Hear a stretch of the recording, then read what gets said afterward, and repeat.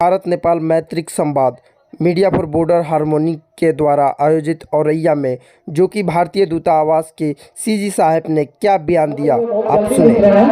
और बाकी बिंदु भी सॉल्व हो जाएंगे और अगर सब चीजें सॉल्व होंगे, लेकिन सब चीजें सरकार से ही नहीं हो पाएंगी, उसमें सारे लोगों को जोड़ना पड़ेगा। और हमने सस्ता रोए बार बार, तो आपको सोचना है कि आप बार बार रोना चाहते हैं या कम रोना चाहते हैं। तकलीफें तो देने आगे अपने गाड़ी का व्हीकल परमिट लेंगे, एक नॉमिनल फी पे करेंगे, जैसे आप भंसार कार्यालय में फी देते हैं। जब आप उसको फ्री में ले जाने की कोशिश करते हैं और उसको फ्री में लाने की कोशिश करते हैं, वो प्रधानमंत्री जी हमारे मदद कुमार नेपाल जी, माननीय भूतपूर्व मंत्री जी अनिल कुमार झा जी, मंच पर आसीन सारे जनप्रतिनिधि, मेयर साहब और उप मेयर और बाकी सारे प्रदेश सांसद और जितने भी हमारे मीडिया के कर्मी आए हुए हैं और जो हमारे आयोजक हैं मीडिया फॉर बॉर्डर हार्मोनी के, और किशोरी जी और अमरिंदर तिवारी जी और बाकी लोग जो उनकी टीम आई हुई है अलग अलग जगहों से, उन सबको शुभकामना देता हूँ इस तरह के आयोजन को करने के लिए। ये मौका होता है जबकि समाज के अनेक लोग एक साथ जुटते हैं और अपने अपने विचार को रखते हैं, उससे हमें हकीकत को जानने में मदद मिलती है।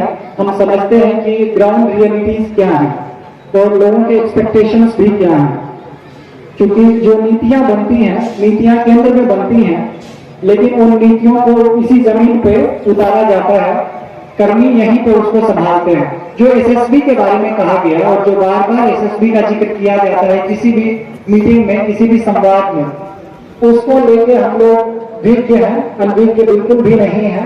और हमने इस चीज को टेकअप किया हुआ है गवर्नमेंट ऑफ इंडिया से टॉप लेवल पे, तो उसमें जो सेंसिटाइजेशन होगा वो हम लोग देखेंगे कि आने वाले वक्त में क्या परिवर्तन उसमें देखने को मिलता है।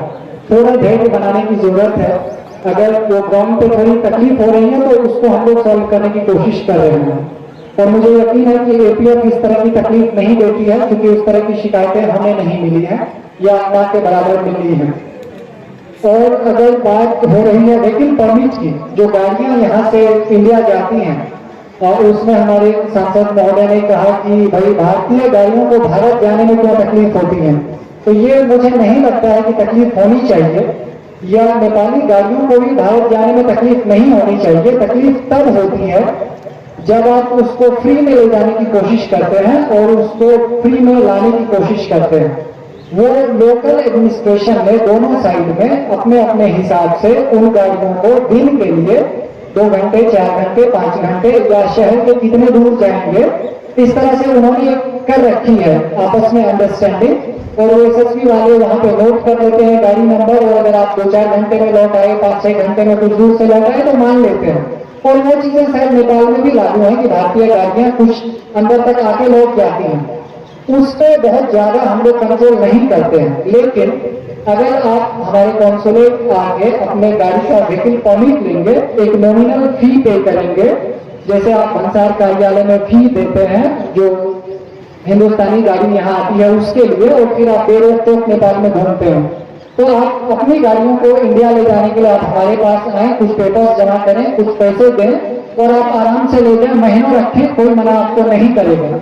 लेकिन समस्या फ्री में होती है। एक लोकल कहावत है ना हमारे यहाँ, सस्ता रोए बार बार, तो आपको सोचना है कि आप बार बार रोना चाहते हैं या कम रोना चाहते हैं।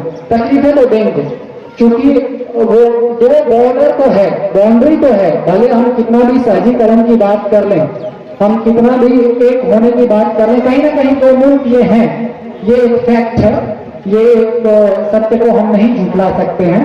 हम जुड़े हुए हैं, ये बड़ी अच्छी चीज है और हमें जुड़े रहना है, ये भी अच्छी चीज है। बाकी जितने बिंदु इसमें रखे गए हैं 17-18 पॉइंट, वाकई वो सब करने की चीजें हैं। बैंक का जिक्र किया गया है या फिर टूरिज्म को प्रमोशन का बात किया गया है, कुछ चीजें हो रही हैं सरकार के लेवल पे, लेकिन सब चीजें सरकार से ही नहीं हो पाएंगी, उसमें सारे लोगों को जोड़ना पड़ेगा।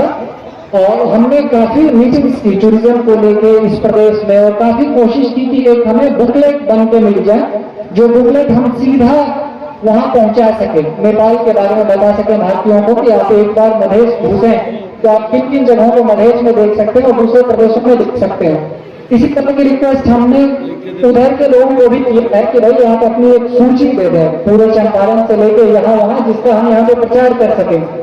मीटिंग्स हुई है लेकिन ग्राउंड पे अभी तक वो इम्प्लीमेंट नहीं हुई है, कोशिश जारी है और फिर भी हम लोग आगे कर पाएंगे। और आप लोगों का जो प्रयास है, ये जो एकदम अथक प्रयास है, ये कहीं ना कहीं रंग लाएगा। कुछ कुछ बिंदु हमें सॉल्व होते हुए बहुत जल्दी दिख रहे हैं और बाकी बिंदु भी सॉल्व हो जाएंगे। और अगर सब चीजें सॉल्व हो जाएंगी तो फिर अगली मीटिंग ही नहीं होगी, इसलिए सने सने होंगी चीजें, और जो होंगी। बहुत बहुत धन्यवाद आपका। नमस्कार।